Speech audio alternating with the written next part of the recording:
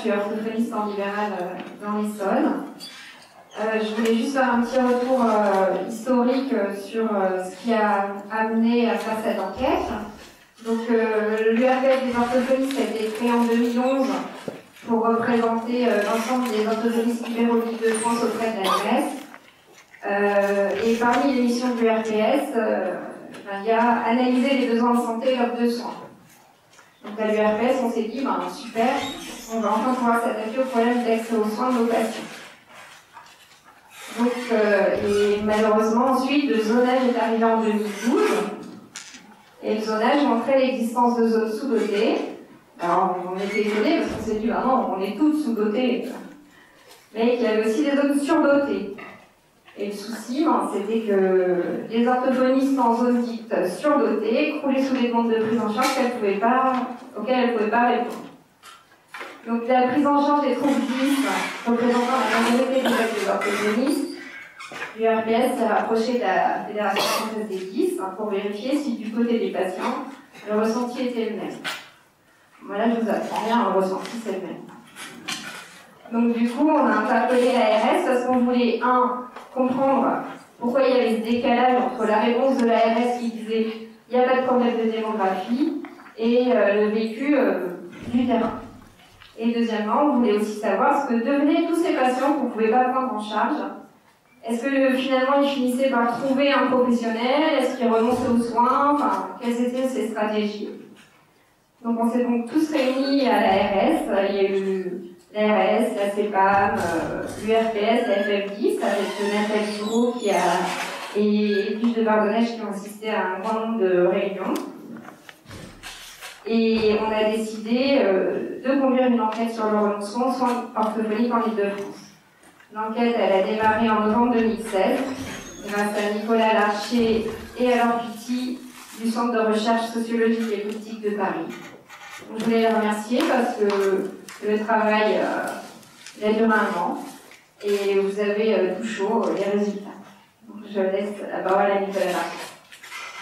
Alors, je remercie également Sophie Adler pour sa présentation des enjeux de cette enquête et les autres membres du bureau de l'URPS qui sont à son initiative. Donc, c'était sous la forme d'une convention de recherche entre l'URPS et le CNRS. Je remercie aussi ma collègue Laure Pitti, qui est maître de conférence en sociologie à l'Université Paris ici même, qui a porté et coordonné cette enquête et qui peut être là aujourd'hui. Donc, comme Sophie a expliqué, ça s'est déroulé sur un an. Cette enquête est composée en 3 phases principales que vous avez ici. Alors, la première, c'était un recueil de données sur la démographie professionnelle des orthophonistes avec les données de l'ARS et qui était aussi consacrée à l'exploration d'archives pour reconstituer l'histoire de la profession depuis 1980, notamment pour voir l'extension phénoménale des missions demandées aux orthos. Une seconde phase d'enquête, c'était consacrée au recueil d'entretien auprès d'orthophonistes. Alors, on a interviewé 21, en majorité libérale, un peu de mix et une salariée, mais j'ai aussi interviewé quelques patients et des responsables associatifs.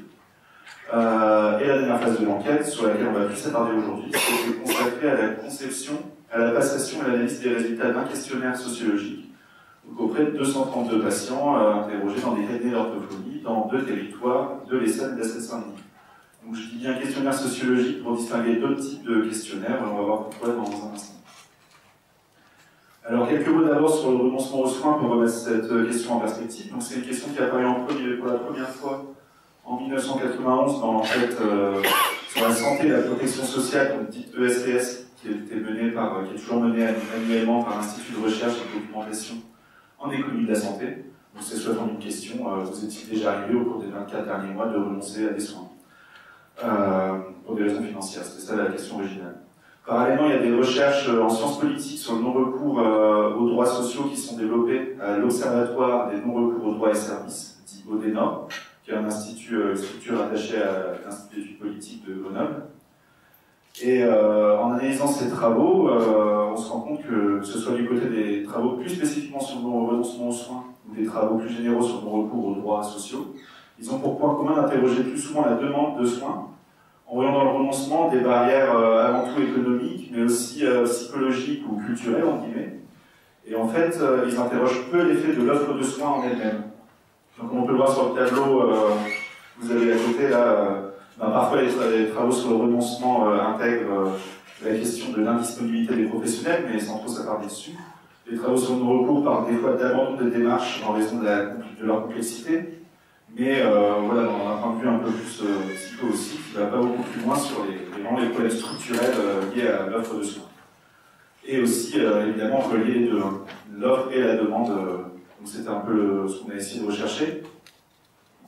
Donc, dans la première partie de ce travail, ce qu'on a recherché, c'est comment le renoncement aux soins est le produit de la rencontre de deux phénomènes. Alors, le premier, c'est l'explosion de la demande de soins, qui est stimulée par la reconnaissance des droits de personnes handicapées, notamment depuis la loi handicap de 2005, et aussi par la reconnaissance plus générale d'un droit à la santé dans l'ensemble de la population. Mais cette demande a aussi été stimulée par l'État, avec l'adoption de différents plans de santé publique, notamment depuis le rapport Ringard de 2000, qui ont étendu l'émission des orthophonistes à tous les âges de la vie, en particulier donc, avec les effets du vieillissement de la population, et qui sont les orthos aujourd'hui de plus en plus appelés à jouer un rôle d'intervenant de première ligne. Le second phénomène, qui est plus particulier à l'Île-de-France et qu'on voit ici avec l'analyse de la démographie professionnelle, c'est une restriction de l'offre de soins. Alors quand on voit ce schéma, on ne se rend pas bien compte parce qu'on se dit, évidemment, il y a aussi une expansion démographique très forte des orthophonistes depuis les années 60, mais elle n'est pas du tout répartie également selon les régions. Alors on constate qu'au début, l'Île-de-France concentrait pour cette personne d'orthophonie avec Lyon, concentrait 28% des effectifs nationaux d'orthophonistes libérales en 1980. Ce taux est tombé à 24% en 2000 et aujourd'hui il est seulement de 16%, alors que l'Île-de-France contient 18% de la population française et 19% si on parle des moins de 20 ans qui sont la majorité des patients. Donc autrement dit, l'expansion démographique de la profession, en fait, elle s'est surtout dirigée vers la province, qui essaie de rattraper son retard sur la région parisienne en créant donc avec la création de nombreux centres d'orthophonie dans différentes villes, les derniers, je ne sais plus, c'est avec Clermont-Ferrand, je crois. Et c'est ces nouveaux centres de formation qui peuvent absorber l'essentiel des nouvelles créations de postes. C'est que contrairement à d'autres professions de santé qui sont dérégulées, comme les ostéos par exemple, les orthophonistes sont régulés par un numerus clausus, donc à l'entrée dans les centres de formation, qui est assez restrictif, hein, c'est entre 2 à 5% de réussite au concours selon les villes et les années. Et donc on comprend que les pouvoirs publics aient avantage à limiter ce numerus clausus, comme l'ortho est remboursé par la Sécu, ça fait des économies évidemment de court terme, mais on va voir que ça fait des coûts sociaux très élevés à long terme, cette restriction de l'offre. Donc résultat, aujourd'hui, les étudiantes admises en orthophonie à Paris, elles représentent plus que 14% des effectifs nationaux, quand on compare le nombre d'étudiants, donc admis par le numerus clausus, par rapport à toutes les autres régions françaises. Et en plus, parmi ces orthophonistes formés à Paris, beaucoup, alors pas ça qu'on entend très la majorité, choisissent de s'installer malgré tout en province, notamment pour limiter les charges. Et donc il y a aujourd'hui une situation de pénurie d'orthophonistes en Île-de-France, bien sûr en dehors de Paris, on va voir après que c'est inégal aussi, qui va impacter l'accès aux soins et allonger les délais d'attente des patients. Alors sur cette diapo, donc, on voit le zonage de l'ARS dont parlait Sophie tout à l'heure. Donc l'offre orthophonique n'est évidemment pas non plus répartie également sur tout le territoire francilien. Depuis 2012, donc, ce zonage permet d'établir des niveaux de dotation sur une échelle donc, qui va de très sous-doté à surdoté. En règle générale, on voit que plus on s'éloigne de Paris, plus on va vers des zones sous-dotées. Alors je passe sur la construction de cet indicateur qui prend en compte aussi la densité professionnelle pondérée par l'âge, donc il y a un compte de départ à la retraite qui est assez sophistiqué. Ce qu'il faut savoir, c'est qu'il sert de base à des mesures incitatives à l'installation dans les zones dites très sous-dotées. Effectivement, comme du terrain, on n'avait pas du tout le même ressenti qui revenait, on a choisi de faire l'enquête sur des zones donc, que vous avez ici, autour de en Seine-Saint-Denis et dans les Essonnes, pour garder l'anonymat, je ne vais pas détailler plus précisément dans quelle zone on enquêtait précisément, ça débordait aussi sur la Seine-et-Marne. En fait, on a essayé de faire l'enquête dans des zones qui étaient à la fois, qui rassemblaient des zones dites très sous-dotées, des zones sous-dotées, une bonne majorité de zones intermédiaires et quelques zones très dotées. Et on s'est rendu compte, à travers les entretiens, que la plupart des orthophonistes ne partageaient pas du tout cette vision de l'ARS, que vu du terrain, vu d'en bas, parce que la carte, évidemment, c'est une vue d'en haut de gestionnaire, c'est un outil qui peut être très utile, bien sûr, pour guider l'action publique, mais ça reste une vision très bureaucratique et hiérarchique. Quoi. Ce zonage n'a pas beaucoup de sens, parce qu'évidemment, les patients se déplacent, donc c'est le sens des flèches rouges que j'ai mis sur le schéma. On a un phénomène de vase communicant, les habitants des zones sous-dotées vont vers les zones surdotées. Donc pour caricaturer, on peut dire que les patients du 95 vont se faire soigner dans le 93, ce qui pousse les patients du 95 à se faire soigner à Paris. Et donc ça passe aussi des échelles beaucoup plus fines, hein, d'une ville à l'autre. Par exemple, on a pu constater pendant la passation du questionnaire, on a choisi volontairement aussi 4 villes en Essonne qui étaient mitoyennes et qui avaient des niveaux de dotation très hétérogènes. Et là, on voyait bien que toutes les orthophonistes des villes les mieux dotées, il y avait une ville qui était censée être la plus dotée de l'Essonne et qui était une dotation supérieure à la moyenne nationale et à la moyenne francilienne. Même dans les villes au niveau de dotation dites très dotées, on voyait que les orthophonistes étaient tout aussi débordés que les autres et les gens venaient parfois en bus ou même du département d'à côté. Enfin, on avait vraiment voilà, un report des populations des zones sous-dotées vers les zones surdotées. Alors avant de parler du questionnaire, je vais juste parler des extraits d'entretien qu'on a fait avec les orthophonistes. Donc ça, c'est un entretien assez représentatif que j'ai intitulé l'orthophoniste sous pression. Donc une orthophoniste libérale qui a exercé dans le Val-de-Marne, donc dans une zone, vous voyez ici, c'est plutôt, on a des zones dans le Val-de-Marne qui sont bleues, on a des zones qui sont blanches, voilà, c'est assez hétérogène. En tout cas, elle était dans une ville qui était très dotée en Val-de-Marne, et ensuite, elle a travaillé en Seine-Saint-Denis dans des zones moins dotées.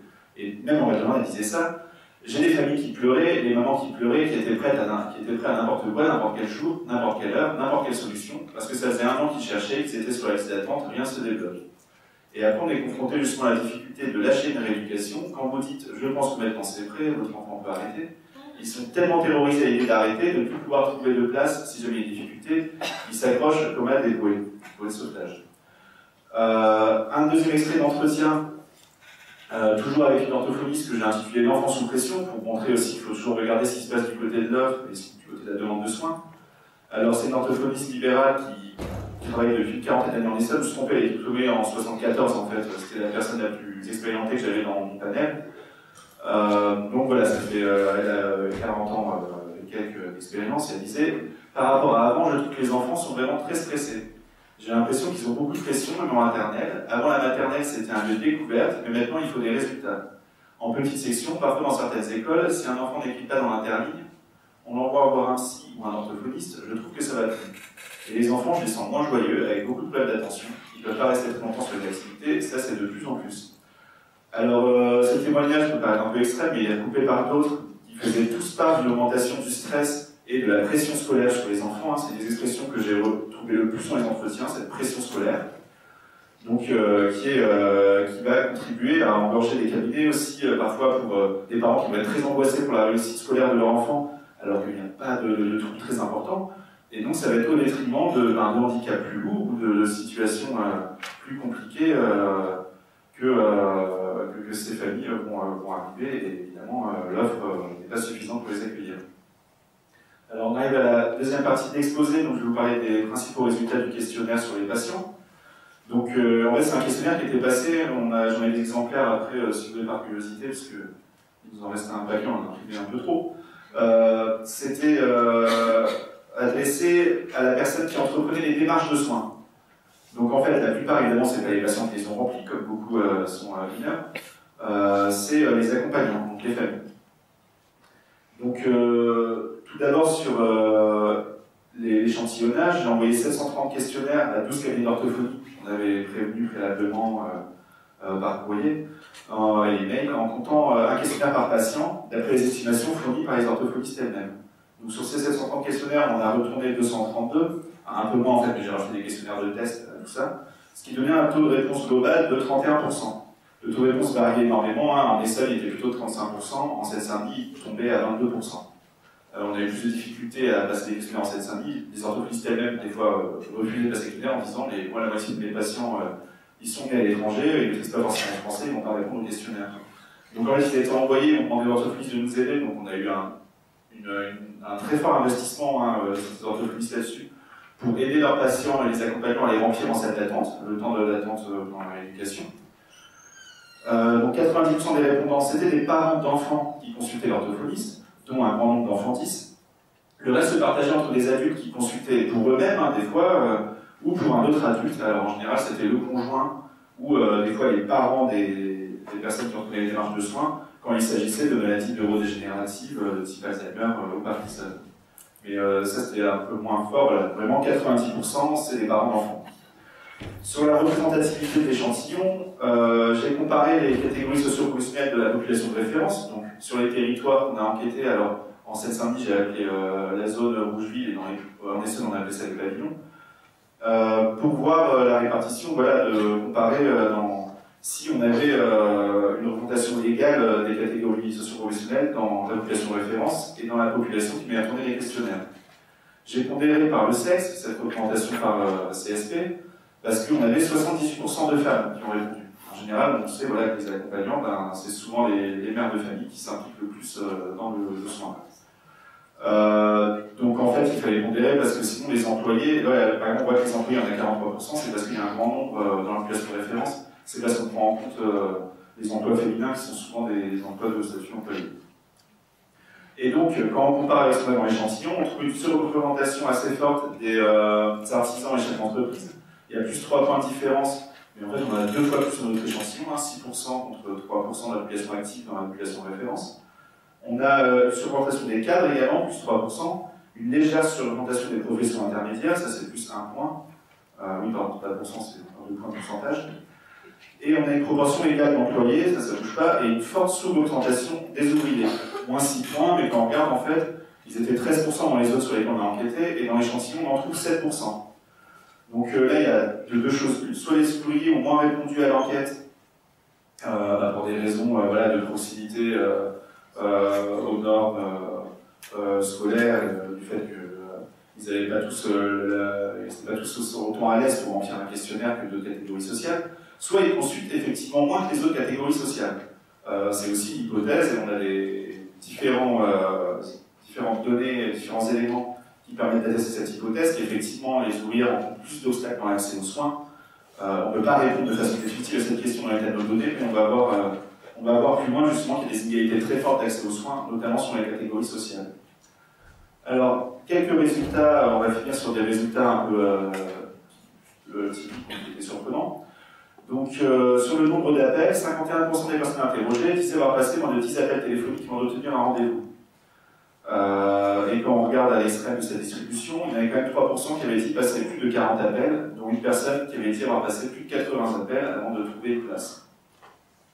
Alors là, ce qui est intéressant, c'est qu'on peut comparer avec une enquête de la Fédération des 10 qui avait été produite en 2014 sur l'île de France, où là, on voyait, alors ce qui est dommage, c'est que je n'avais pas pris connaissance de l'enquête avant de faire le questionnaire, donc on n'a pas exactement les mêmes variables, on ne peut pas comparer exactement, mais là, cette enquête, qui était faite sur Internet auprès de 100 personnes, je crois, montrait que 80% des personnes interrogées disaient avoir passé moins de 5 appels. Donc on voit bien que si nous on a 50% qui disent avoir passé moins de 10 appels, a priori entre 2014 et 2017, l'offre de soins et l'accès aux soins s'est fortement dégradé. Évidemment, voilà, il faut rester prudent, on ne veut pas comparer exactement, les protocoles d'enquête ne sont pas les mêmes. Par contre, ce qui peut être intéressant aussi, c'est si on croise maintenant cette variable avec les catégories socio-professionnelles. Alors c'est pour ça que je parlais avant de questionnaire sociologique. C'est ce qu'on appelle en socio faire un type croisé ou un tableau croisé. En fait, dans le questionnaire, on mélange des questions sur l'accès aux soins et à la fin, on a ce qu'on appelle le tableau sociologique, ça c'est les déterminants sociaux. Donc on a posé une série de questions sur l'âge, le sexe, la situation familiale, le lieu de naissance, la profession, etc. Et donc ça nous permet ensuite de tester l'influence de ces déterminants sociaux sur les pratiques d'accès aux soins. Et là, ce qu'on voit, j'ai mis la lecture là, vous pouvez lire le tableau, c'est qu'il y a une hiérarchie sociale, il y a une correspondance, pardon, assez forte entre la position sociale et la capacité ou l'investissement dans le fait de passer des appels téléphoniques. En gros, plus on descend dans la hiérarchie sociale, moins les gens semblent disposés à passer des appels téléphoniques, comme s'ils étaient intimidés ou ne se sentaient pas compétents à l'idée de parler avec un professionnel de santé. Donc on voit que les cadres, alors en ligne, on a le total, on a les pourcentages par ligne pour chaque catégorie. Et en colonne, j'ai mis en gras en fait les pourcentages, les scores de pourcentage qui sont les plus élevés pour chaque colonne. En fait, c'est ce qui permet de faire mieux ressortir les écarts entre les données, c'est un truc qu'on fait souvent, et donc les sociologues sont contents quand ils voient une belle diagonale sur leur tableau. Et là, effectivement, on voit une diagonale. On voit que quand on passe des cadres aux professions intermédiaires, aux employés, aux ouvriers, les retraités, c'est un cas un peu à part, on va en parler juste après, ben, on a tendance à passer moins d'appels téléphoniques.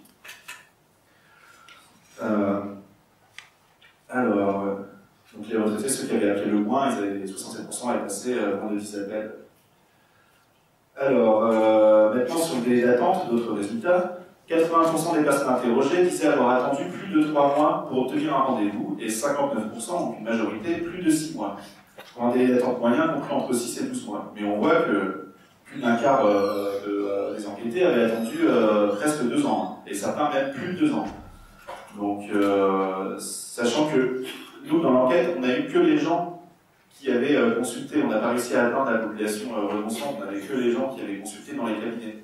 Donc c'est-à-dire qu'aujourd'hui, c'est possible qu'il y ait des gens qui attendent depuis plus de 2 ans et qui n'ont pas trouvé la place, et donc ces scores pourraient être plus élevés. Hein. Là, ça veut dire ceux qui ont attendu plus de 2 ans, ils ont commencé leur démarche de soins en 2015, ils ont quand même trouvé en 2017, et puis on a pu les avoir avec les. Donc voilà, cette dégradation elle est très forte et elle augmente, tout bord de la porte, elle augmente assez rapidement. D'autant plus qu'on a une autre enquête de la Fédération d'Autisme, mais qui date de 2015, qui porte sur la France entière cette fois-ci. Donc encore une fois, à nuancer, on va vraiment comparer. Et là, il montrait que seulement 40% des personnes interrogées s'étaient entendues plus de 3 mois. Donc là, on a 2 fois plus qui attendent plus de 3 mois que dans les résultats qu'on a sur l'île de France 2 ans plus tard. Ensuite, pareil, on va croiser cette variable avec d'autres variables. Donc là, en fait, au début, j'avais croisé la variable délai d'attente avec les autres déterminants, avec les déterminants sociaux. J'avais croisé avec la catégorie sociale, avec le niveau de diplôme, avec l'origine géographique, pour voir s'il n'y avait pas des discriminations selon le lieu de naissance aussi ou l'origine ethnique. Hein. J'avais croisé avec une question sur les ministères de la CMU, pour voir si, par exemple, c'était possible que les ministères de la CMU étaient défavorisés dans l'accès aux soins. Et j'ai pas trouvé de relation significative. Et il y a un truc qui m'a beaucoup surpris, donc je n'ai pas trouvé ça, c'est que la plus forte relation, je l'ai trouvée avec le sexe des personnes interrogées. Quand un homme entreprenait les démarches, le patient avait systématiquement plus de chances d'être pris en charge plus rapidement. Donc les hommes étaient moins nombreux à entreprendre les démarches de soins, c'était 22% de notre échantillon. Mais là, on voit sur ce tableau que systématiquement, le score des hommes, ils sont plus nombreux à moins de 3 mois, et de 3 mois à 6 mois, en tout, voilà, ils attendent beaucoup moins que les femmes. Donc 61% des femmes avaient attendu plus de 6 mois avant d'obtenir un rendez-vous, alors que les hommes étaient que 38%, et quand on voit ceux qui ont attendu plus de 2 ans, c'était toutes des femmes. Donc voilà, difficile à interpréter, on verra peut-être après dans les questions. Bon, les hommes arrivaient à s'imposer, en gros. Hein. C'est pas si difficile à interpréter que ça, parce qu'on sait que souvent c'est les hommes qui tendent à mobiliser la parole dans beaucoup de réunions. Je vais essayer de ne pas trop attarder d'ailleurs non plus. Autre diapositive sur le délai d'attente. Pardon, pas sur le délai d'attente, qui est très intéressant d'un point de vue sociologique, sur les stratégies d'accès aux soins. Alors, qu'est-ce qu'on a appelé stratégie d'accès aux soins? On avait une question qui était comment avez-vous obtenu un rendez-vous? Et j'avais dit en parenthèse précisé par exemple avec l'aide d'un proche. Et donc, j'ai codé les réponses à ces questions, c'était des réponses, c'était des questions ouvertes, donc les réponses étaient très variées. Mais en fait, j'ai réussi à essayer de les coder pour les réduire à un certain nombre de variables. Et donc, j'ai distingué 3 grosses catégories, ce que j'appelle les stratégies individuelles, les stratégies relationnelles et les stratégies institutionnelles. Donc, vous voyez, vous avez ici, la stratégie individuelle, c'est la relance téléphonique, ceux qui vont attendre, qui sont à l'excès d'attente et qui vont être appelés, ceux qui vont faire du passage en force et se déplacer, faire du porte-à-porte au cabinet pour témoigner de leur souffrance. Les stratégies relationnelles, c'est s'appuyer à chaque fois sur son réseau de relations, famille, amis, voisins, ou autres relations. Là-dedans, j'ai mis les collègues de travail, les employeurs, ça s'appelle aussi la nounou. Et les stratégies institutionnelles, c'est toutes les recommandations des professionnels. Il s'agit des professionnels de santé, ou des enseignants, des autres personnels des écoles, comme les psychologues ou les médecins scolaires, par exemple. Autres institutions, en général, c'est les centres spécialisés, CNP, CNPP, des fois aussi IME et tout ça. Alors là, on a 2 cas typiques, donc j'ai mis en encadré rouge, qu'on peut bien opposer, c'est le cas des cadres et des ouvriers. Les cadres, ils avaient plus de chances, on l'a déjà vu, d'avoir obtenu leur rendez-vous par des relances téléphoniques. C'est ceux qui appelaient le plus, c'était très à l'aise au téléphone, et donc 38% d'entre eux, c'est ce qu'on le plus élevé, a obtenu son rendez-vous par relance téléphonique. Là, ce que vous avez, en fait, ce que j'ai mis en gras à chaque fois, c'est le plus fort score de pourcentage par colonne. En gros, ça vous donne la stratégie la plus rentable par catégorie sociale. Donc, vous voyez que la relance téléphonique, c'est la stratégie qui était la plus rentable pour les cadres, puisque la plupart avaient obtenu leur rendez-vous, pas la plupart, mais 38% ont obtenu leur rendez-vous par relance téléphonique. Beaucoup aussi avaient obtenu leur rendez-vous par liste d'attente. Alors ça, on peut mettre ça sur le compte d'une capacité à se projeter dans le temps. Beaucoup d'enquêtes sociologiques montrent qu'effectivement, plus le monde dans la hiérarchie sociale, plus les gens ont la capacité à se projeter, à planifier, alors que quand on est dans le bas de la hiérarchie sociale, on a tendance à vivre plus au jour le jour. Aussi, beaucoup avaient trouvé avec l'aide de membres de leur famille. 19% c'est score le plus élevé des employés. A l'inverse, les ouvriers, 0% ont obtenu un rendez-vous sur relance téléphonique. On l'a déjà vu, ils appelaient moins. Bon, c'est à nuancer parce que j'ai très peu d'ouvriers dans mon échantillon, il y en a une douzaine, mais quand même, c'est ce qu'on trouve. Ils étaient plus nombreux à avoir, par contre, c'était les plus nombreux derrière les autres personnes sur l'activité professionnelle à avoir obtenu un rendez-vous après s'être déplacé au cabinet. Donc là, on a une opposition typiquement entre la stratégie relance téléphonique, qui va être un peu l'arme des riches, et la stratégie déplacement au cabinet, qui est plus l'arme des pauvres. Hein. C'est ceux qui n'ont pas d'autres ressources à faire valoir que leur présence physique, qui vont venir voilà, toquer au cabinet. Et les autres personnes sur l'activité professionnelle, on comprend qu'elles avaient aussi peut-être plus de temps pour pouvoir prendre cette stratégie qui est très coûteuse en temps. Hein. Voilà, à l'inverse de la relance téléphonique, qui repose sur l'aliment de la parole, l'art de la persuasion, et qui est plus répandue chez les classes supérieures. Après, sur les stratégies relationnelles, ce qui est intéressant, c'est de constater qu'elles se distinguent aussi entre les cadres et les ouvriers. C'est que les ouvriers faisaient plus appel à leurs amis ou leurs voisins. 33%, c'est le score le plus haut chez ceux qui ont fait appel à des voisins. Donc voilà, je suis allé voir mon voisin, sa fille conseillère chez orthophonie, c'est lui qui m'a aidé. Donc ça, en sociologie, c'est ce qu'on appelle le capital d'autonomie. En fait, beaucoup d'enquêtes montrent que le capital d'autonomie, c'est un capital social qui est basé sur la mobilisation d'un réseau de relations locales. Et ça, c'est un capital qui est plus possédé par les catégories populaires. Hein. On va s'appuyer sur ces réseaux de relations proches dans son quartier, tout ça, pour trouver un rendez-vous, plutôt que de faire jouer des familles ou des relations plus étendues. Sur les stratégies institutionnelles aussi, on voit que les cadres, eux, n'ont pas besoin de faire appel à des stratégies institutionnelles. Hein. Il n'y en a que 5% qui ont été recommandés par les professions de santé. L'école, les institutions, ils n'en ont pas besoin. Par contre, les professionnels, eux, vont recommander souvent les ouvriers, sans doute, en prenant conscience qu'effectivement, sans ça, ils n'ont pas beaucoup de chances de trouver une place. Donc, 22% des ouvriers avaient été recommandés par des professions de santé. Voilà, donc ce qu'on peut dire sur ces stratégies d'accès aux soins et la VCS, la catégorisation professionnelle. Autre résultat, on va parler plus précisément des 10. Sur les pathologies et le rappel de l'orthophoniste. Donc on avait une question, est-ce que l'orthophoniste vous a rappelé si vous étiez inscrit sur liste d'attente? Donc déjà, ça n'apparaît pas sur le tableau, mais déjà pour situer, 62% des personnes interrogées consultées pour des troubles des apprentissages, donc les 10. Donc ça, on trouve des résultats similaires dans une étude qui s'appelle le métier d'orthophoniste, qui avait été faite au début des années 2000 dans la région lyonnaise, qui avait déjà trouvé que les orthophonistes interrogés consacraient 62% de leur temps de travail à la rééducation des troubles du langage oral, de l'écrit et des 10. Donc là-dessus, c'est toujours la majorité presque 2/3 hein, des gens qui consultent sont pour ces troubles d'apprentissage. Mais par contre, on voit que ces troubles avaient tendance à être traités comme moins prioritaires par rapport à d'autres, dans le sens où on les rappelait moins souvent. Alors, il y a des différences de traitement selon les pathologies. Les dyscalculies, on a mis ici dans la catégorie logicomates, étaient traités avec un taux de rappel de 71%, alors que les troubles du langage oral et écrit, donc étaient souvent plus complexes, venaient en dernière position avec un taux de rappel de 50% seulement. Comment on peut expliquer ça? On voit par exemple que la voix, c'est la pathologie qui fait l'objet le plus de rappels, parce que les rééducations sont en général plus courtes. Hein. Le problème, et les handicaps aussi, alors ça peut sur des 10 aussi, hein, j'ai classé, on a codé dans handicap toutes les personnes qui avaient répondu à la question que voilà, ils étaient bénéficiaires d'une allocation handicapée. Les handicaps, évidemment, sont des cas plus complexes. Les troubles du langage oral et écrit sont des troubles multiples. Ça peut faire des prises en charge très longues et donc un turnover très long. Et que les orthophonistes sont déjà débordées, elles ont tendance à ne pas pouvoir avoir des places qui se libèrent pour des traitements, des rééducations aussi longues. Autre chose, on peut finir avec un phénomène qui nous avait le plus surpris quand on analysait les résultats du questionnaire. Donc, je m'attendais aussi à ce que la catégorie professionnelle ou le niveau de diplôme soient les variables les plus déterminantes dans l'accès aux soins. Et au final, on a trouvé un différentiel important de traitement selon le sexe de l'enfant. Là, ce qu'on peut voir d'abord sur le schéma de droite, le tableau de droite, oui, c'est que 49% des garçons étaient suivis avant 8 ans. Et donc, avant 8 ans, on voit systématiquement. Donc là, vous avez le pourcentage de garçons qui sont suivis à cet âge. Ils sont 7% à être suivis à 4 ans contre seulement 3% des filles.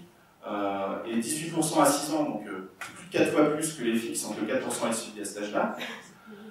Par contre, les filles sont suivies plus tardivement, pareil, systématiquement.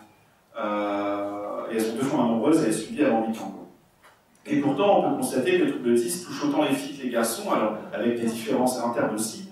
Par exemple, les troubles du langage, plus on va vers le langage oral ou écrit, plus c'est des garçons qui consultent, ça c'est des choses connues. Il y a aussi évidemment des facteurs, des déterminants biologiques, hein, sans doute là-dedans. Plus on va vers le langage écrit et vers le logicomat, plus les filles, plus les enfants filles consultent. Donc, alors on peut remarquer que bizarrement ça va aussi avec les stéréotypes de genre, hein, comme si les filles avaient plus que les garçons. C'est bizarre, on ne sait pas trop comment interpréter parce que d'après les études de l'INSERM, j'ai pu consulter le sexe ratio, il est de 1 hein, sur les dyscalculie par exemple. Et normalement, on dit que sur les troubles du langage oral, je crois, il y a 2 à 3 fois plus de garçons qui sont atteints. Et le bégaiement, ça c'est connu, c'est le plus fort, et évidemment, il y a beaucoup plus de garçons.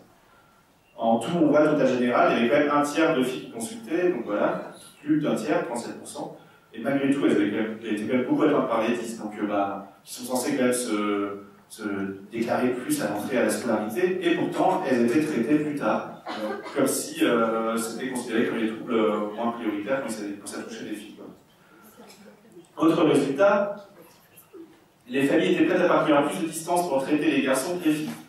26% avaient cherché des orthophonistes au-delà de 20 km de leur domicile quand il s'agissait de traiter les garçons, alors que c'était que 13% dans ce cas pour les filles.